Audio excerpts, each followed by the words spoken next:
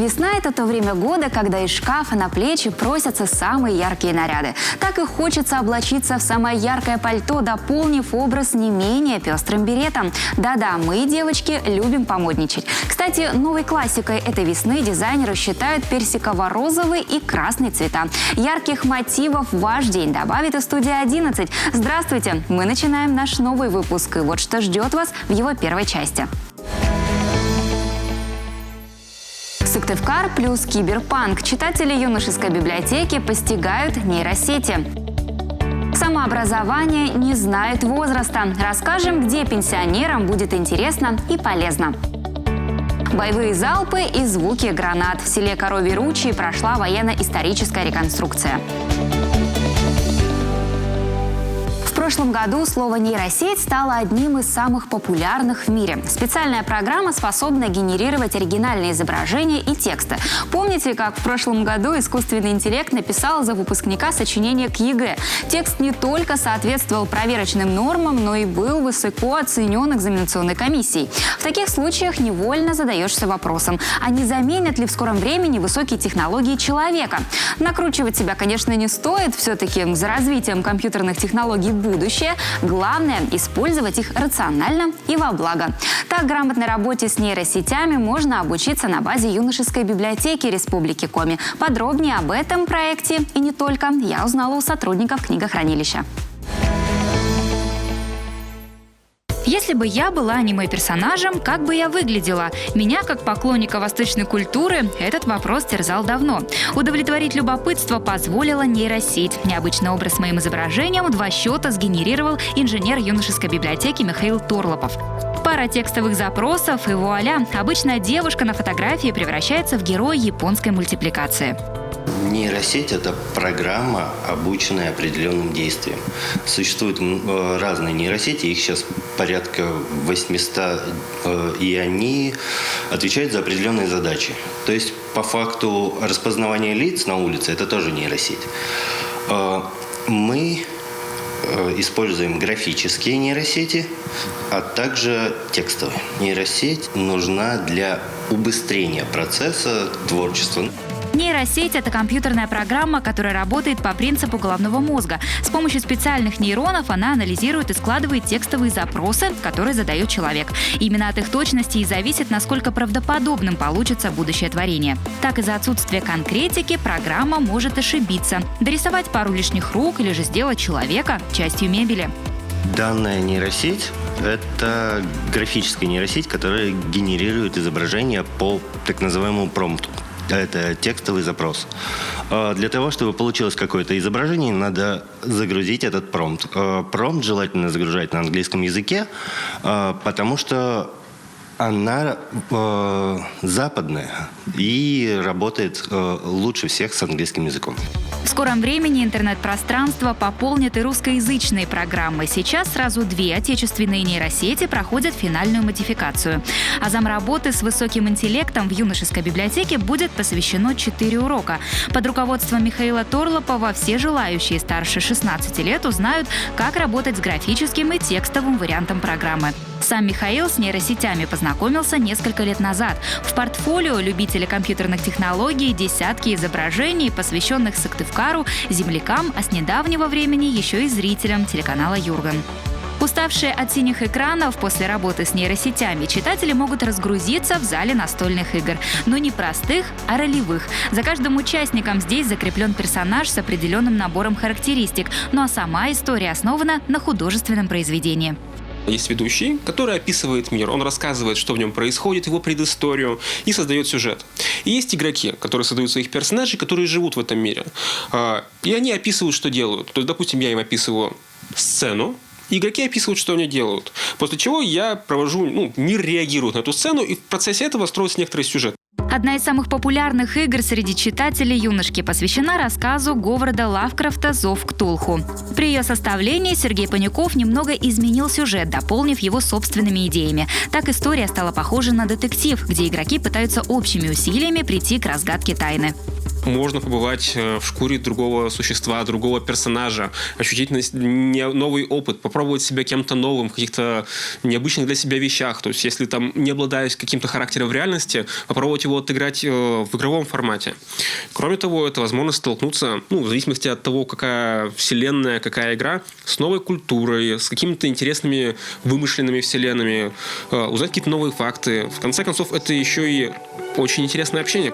На настольные ролевые игры в юношеской библиотеке ждут всех желающих. Группа формируют с учетом возраста. Если решите окунуться в художественно-игровую вселенную, будьте готовы выделить минимум 3 часа свободного времени. Примерно столько и занимает одна встреча.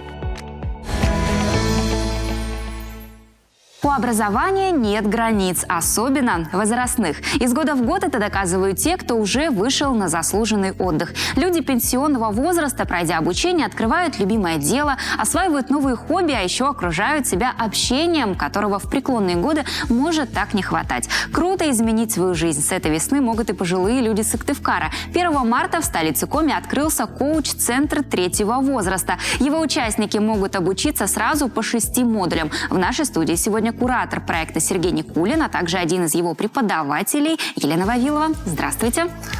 Здравствуйте, Евгения. Для начала, Сергей, расскажите, вы как куратор, как же работает центр, то есть какое обучение подробнее могут пройти его участники? Коуч-центр 3-го возраста – это спецпроект Коми республиканского отделения деловой России и продолжение проекта «Третий возраст». Значит, нашему проекту уже более 10 лет.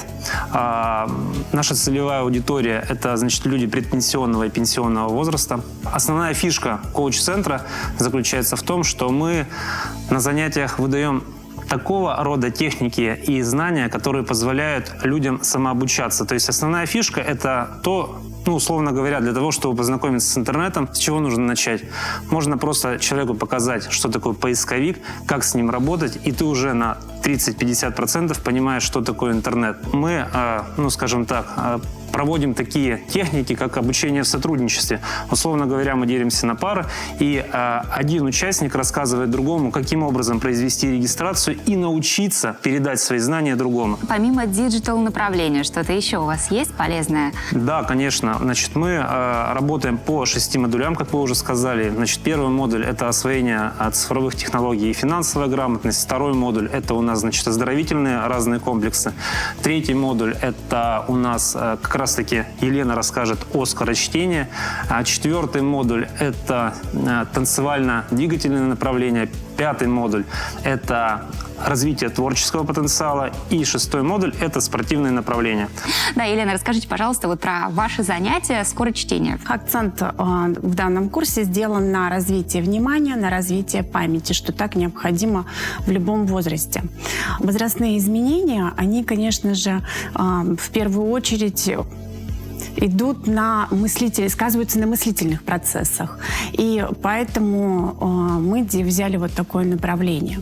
В рамках занятий мы проводим различные техники, методики, изучаем способы развития памяти, внимания, то есть это таблицы Шульта, таблицы Саттери, методики запоминания, то есть это Цицерон, метод Цицерона очень интересный, очень полюбившийся моим ученицам метод запоминания, как карта памяти. Насколько всем известно, пожилые люди очень любят читать. И вообще, насколько популярно ваше направление, сколько человек уже пришло в этом сезоне, именно в этом коуч-центре?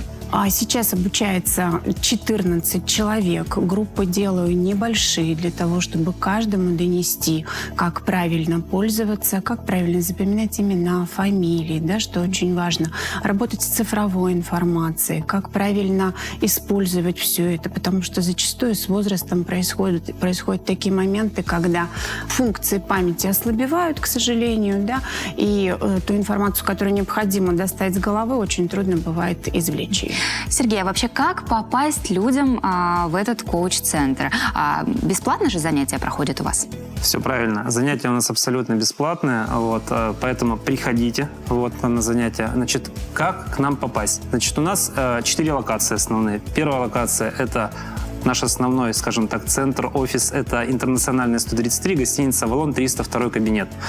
Вторая локация, где проводятся занятия, это улица Ленина, центральная городская библиотека. И, соответственно, занятия на свежем воздухе по оздоровлению – это площадка в Мичуринском парке, и в Кировском парке проходят у нас занятия по спортивным направлениям.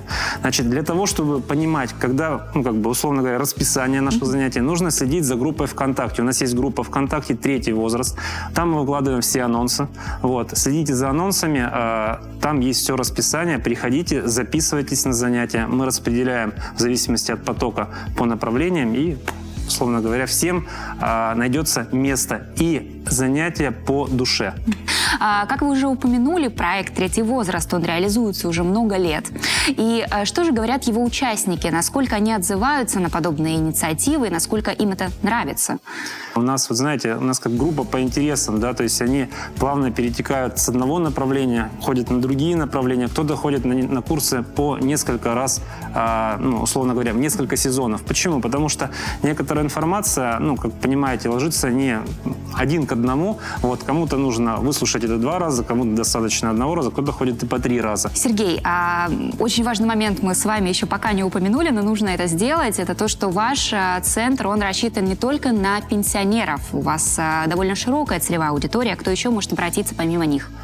Вообще, нужно говорить, то есть у нас есть люди и с ограниченными возможностями могут прийти, да, то есть у них точно так же возникают какие-то жизненные ситуации, им нужно развивать свой досуг каким-то образом, поэтому они в том числе могут прийти к нам на занятия, и мы со своей стороны сделаем максимально комфортные для них условия для того, чтобы они смогли заниматься в нашем центре. Так что, дорогие телезрители, обращайтесь к Сергею, консультируйтесь и приходите на занятия. Ну а вам большое спасибо, Елена, удачи на ваших курсах. Будем ждать еще больше новостей, но, конечно, поможем в освещении такого благого дела. Спасибо большое. Спасибо. Боевые залпы «Катюши» и звуки разрывающихся гранат были слышны в селе Коровий Ручей. В Устилимском районе прошла военно-историческая реконструкция. Ее посвятили штурму легендарной Ступинской высоты. Долгое время рубеж оставался под контролем немецких войск. Но в ноябре 1942-го, благодаря мужеству и самоотверженности солдат Красной Армии, ситуацию удалось изменить. Ксения Лосева поучаствовала в реконструкции легендарного сражения. Заборы из колючей проволоки, минные поля, многокилометровые линии траншей и десятки дзотов. В годы Великой Отечественной немцы превратили Ступинскую высоту в неприступную крепость. В конце ноября подразделения 88-го стрелкового полка 28-й краснознаменной дивизии под командованием подполковника Лихобабина получили приказ взять высоту любой ценой. Это сражение было выиграно благодаря вашему мужеству, стойкости и любви к Отечеству. Мы не просто проводим игру военно-патриотическую, а мы тем самым нашим бойцам, нашим героям на передовой передаем такую ленту поддержки и уважения к их подвигу и к тому, что они сегодня на нашей земле, на земле Донбасса, Луганщины, на Херсоне, Запорожье, что они действительно ведут победоносную и очень важную священную миссию по освобождению наших земель от неонацистов. 25 ноября 1942 года тишина утра была разорвана грохотом полковых гаубиц. На штурм первыми бросились штрафники. Бились за каждый метр. Удалось захватить сразу половину Ступинской высоты. Из 300 человек в ожесточенном бою выжило всего 6. Почти сразу в бой ринулась резервная рота, которая в течение 30 часов отвоевывала у немцев оставшуюся часть холма. Уже после фашисты снова и снова пытались взять высоту, однако все попытки, даже с участием авиации, так успехом и не увенчались. А для Красной Армии захват этого холма означал, что немецкие войска остались без подвоза живой силы, техники, боеприпасов и продовольствия. Противник отчаянно оказался, но атакующий натиск штурмовых батальонов было уже не остановить. Самое сложное, наверное, было подниматься именно в высоту, вот по сугробу. Вот именно ползти, ты проваливаешься в снег. Это все равно забирает силы, но при этом ты все равно вот видишь других ребят, которые тоже идут вперед.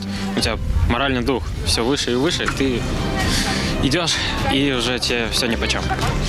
Легендарная «Катюша», залпы, оружие, обмундирование и, главное, боевой дух солдат. Сегодня здесь, в Коровьем ручье, все по-настоящему. Военно-исторические реконструкции своими силами здесь проводят уже не первый год. И каждый раз к делу подключается все больше людей со всей республики. Так, например, студенты из СГУ имени Петерима Сорокина в этом году развернули целый полевой госпиталь.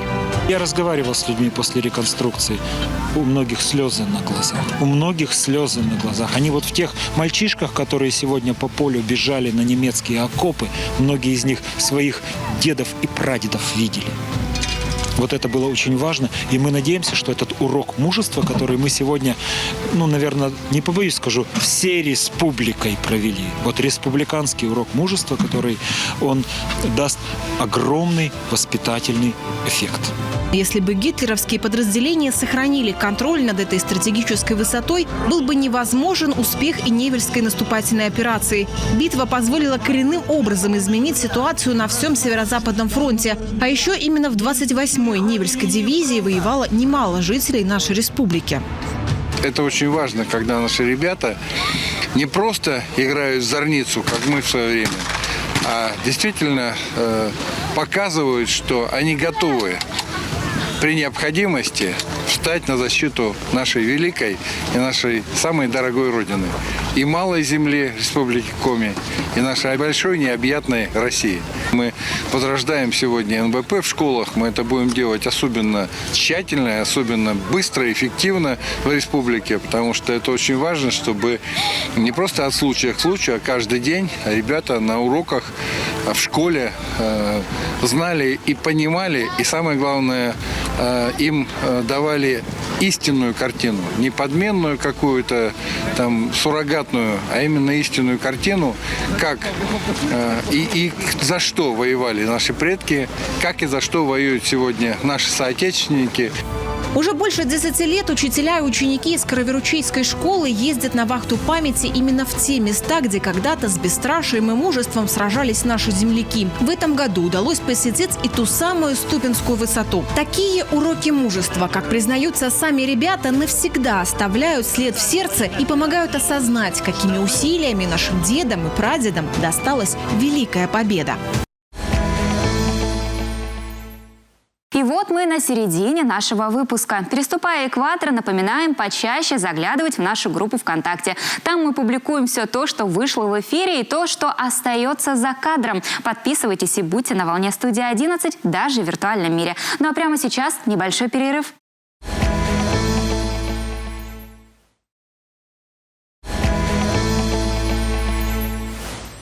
В эфире «Студия 11» мы начинаем вторую часть выпуска, и вот о чем она будет. Гости из Мурманска. Студентов колледжа искусств Республики Коми ждет необычная встреча.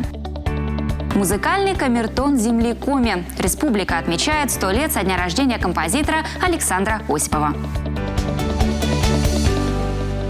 Когда ты молод и фонтанируешь креативными идеями, важно обмениваться опытом, общаться с теми, кто, как и ты, ратует за развитие и продвижение собственных проектов. В Республику Коми поделиться творческими идеями приехала заместитель председателя комитета по культуре Мурманской областной думы Анна Гришко. Общественный деятель и профессиональный музыкант планирует провести встречу со студентами колледжа искусств, а также сыграть на концерте в Коми республиканской филармонии, который состоится уже сегодня вечером. В плотном графике Анна Гришко нашла время, чтобы пообщаться с нами. И сегодня она у нас в гостях. Здравствуй, Анна.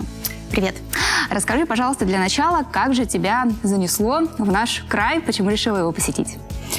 Я очень рада, что сегодня нахожусь в замечательном городе Сыктывкаре, где у нас проходит заседание Постоянного комитета парламентской ассоциации Северо-Запада по культуре и туризму. То есть все парламентарии Северо-Запада собираются в замечательном городе Сыктывкаре и обсуждают актуальные вопросы в сфере культуры и туризма. И о чем же ты собираешься пообщаться с нашими студентами? Что их ждет?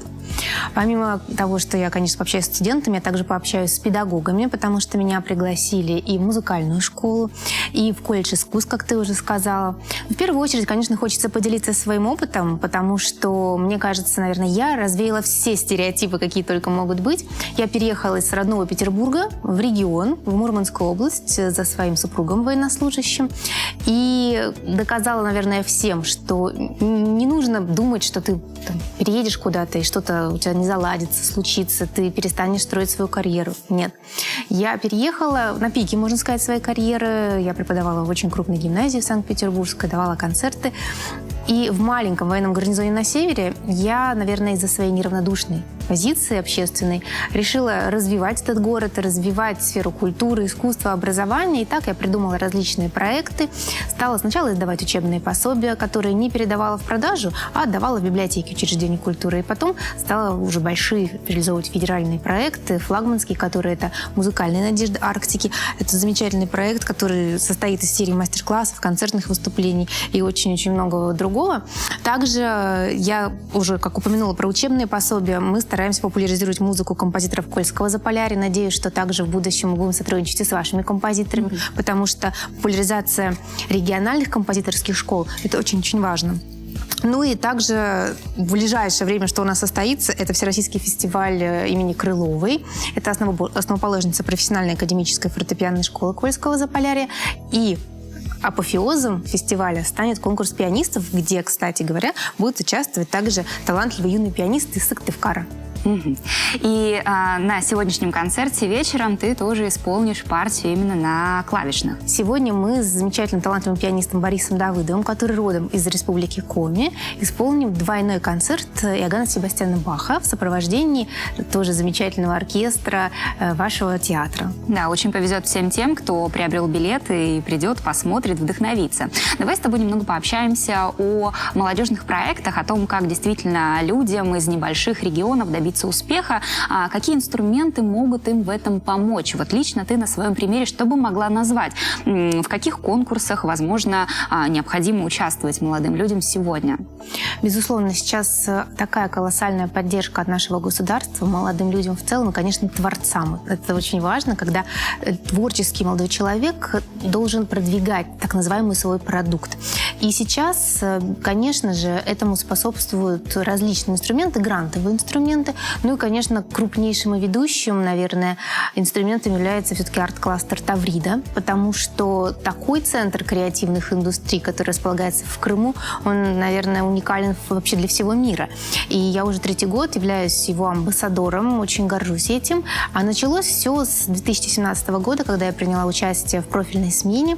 Потом в 2020 году я поехала на смену Юрия Башмета. Там получила один из самых крупных грантов на реализацию своего проекта. Таврида действительно это то место, которое дает молодым ребятам, творцам вот этот вот стартап. И дальше уже ты на этой волне поднимаешься, реализуешь, и это невероятно круто. Я, как бывший участник и нынешний амбассадор, полностью тебя поддерживаю и говорю, да, действительно, все так и есть, нужно участвовать, пробовать и не бояться. И вот действительно ты развеиваешь эти стереотипы, и вот скажи, как талантливый общественный деятель, очень активный, жизнь у тебя насыщенная, судя, да, по нашему разговору, все это поняли. Дай, пожалуйста, пару советов молодым людям, как же не бояться проявлять себя, делать этот самый шаг навстречу своей мечте. Не думать о том, что у тебя есть...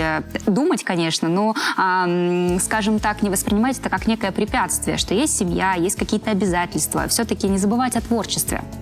Мне кажется, что то, что ты упомянула, например, семья, это должно быть не сколько препятствием, да, восприниматься, а наоборот, как поддержка. И я вывела для себя такую формулу, что, во-первых, очень важно, как я сказала, поддержка семьи, во-вторых, очень важно уметь грамотно, конечно, планировать свое время, и третье, очень важно, конечно, быть профессионалом своего дела. У меня, конечно, за спиной большой багаж, это и консерватория, я музыкой вообще занимаюсь с 3 лет, поэтому это вся моя жизнь. И то, что я стала профессиональным музыкантом, потом моя профессиональная деятельность дала отпечаток на моей общественной деятельности. И вполне логично, что дальше я стала уже депутатом законодательного собрания, так как я понимала, что я могу уже помогать не только своей целевой аудитории проектов, но и в целом обществу. Спасибо большое, Анна, что приехала в Республику Коми, что пришла сегодня к нам на программу. Желаем тебе удачи и будем ждать еще больше творческих и не только творческих новостей от тебя. Спасибо большое. До новых встреч. Сегодня исполнилось бы 100 лет первому профессиональному коме-композитору Александру Осипову, уроженцу села Старожевск Карткировского района. Александр Осипов – исследователь и популяризатор культуры коми, создатель национального песенного репертуара. Сегодня и завтра в Сыктывкаре пройдут конференция, выставка, фортепианный концерт и первый фестиваль «Музыкальный камертон земли коми», посвященный юбилею композитора. В Старожевске одна из улиц носит его имя, а в сельском музее истории юные экскурсоводы рассказывают гостям о биографии и творческом пути Александра Осипова. Посмотрите, пожалуйста, на эту фотографию. Здесь вы видите мальчика лет 9, рядом со своей мамой. Родительский дом не сохранился. Он стоял вот на этом месте по улице Интернациональной. Музыкальный талант Александра Осипова проявился еще в детстве. Однако тяжелое ранение на фронте в июле 1942-го не позволило продолжить карьеру музыканта-исполнителя. Поэтому свою жизнь он посвятил песенно-хоровому искусству. Закончил институт имени Гнесиных, аспирантуру Московской консерватории. Как хормейстер работал с ансамблем песни и пляски коми СССР, с хорами города Грозного, Сыктывкарского радио, был художественным руководителем коми Республиканской филармонии, работал в Сыктывкарском музыкальном училище и Московской консерватории. К сожалению, материалов об Александре Осипове не так много, как этого бы хотелось. Отчасти это объясняется тем, что последние 13 лет своей непродолжительной жизни Александр Осипов прожил в Москве. И после его смерти личный архив остался именно там. Кстати сказать, похоронен Александр Георгиевич в подмосковных Люберцах, но вот могила его до сих пор неизвестна. Как исследователь он внес неоценимый вклад в развитие коми-национальной фольклористики и музыкознания. Выезжая в разные районы республики, собрал более 200 народных песен, многие из которых инструментировал и обработал для хоров и солистов. Творческое наследие Осипова содержит более 150 песен, музыку к спектаклям драматического театра, инструментальные произведения. Одна из самых известных песен композитора «Качасиньяс» «Ромашки». —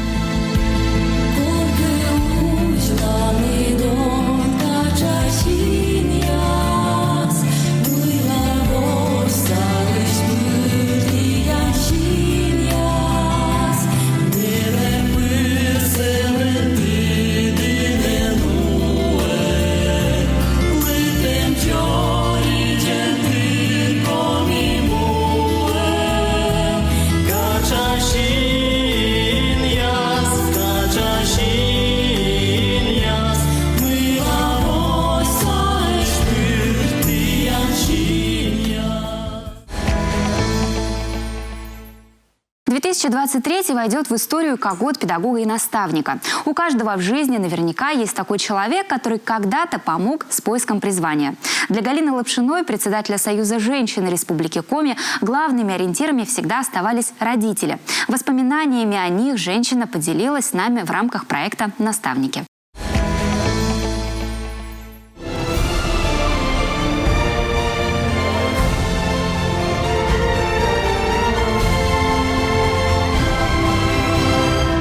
В моей жизни было много хороших людей, у которых я училась. Но самые главные уроки жизни мне преподали мои родители. Трудолюбие, которое было у моих родителей, они делали все для того, чтобы такими выросли у них и дети. Мои 3 брата умеют по дому сделать абсолютно все. Я хочу рассказать один случай, очень поучительный. Приходим однажды мы после урока в классе, и в парте нахожу ручку.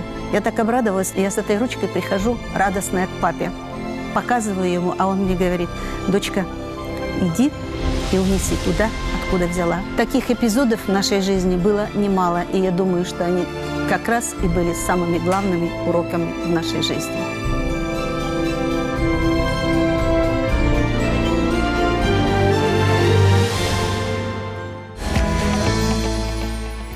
И это все, что мы успеваем вам рассказать к этому часу. В конце программы хочется напомнить, что среда – это всегда маленькая пятница. Поэтому проведите сегодняшний вечер в атмосфере полного релакса. А уже в следующем выпуске мы снова вас взбодрим. До завтра, Республика. Пока-пока.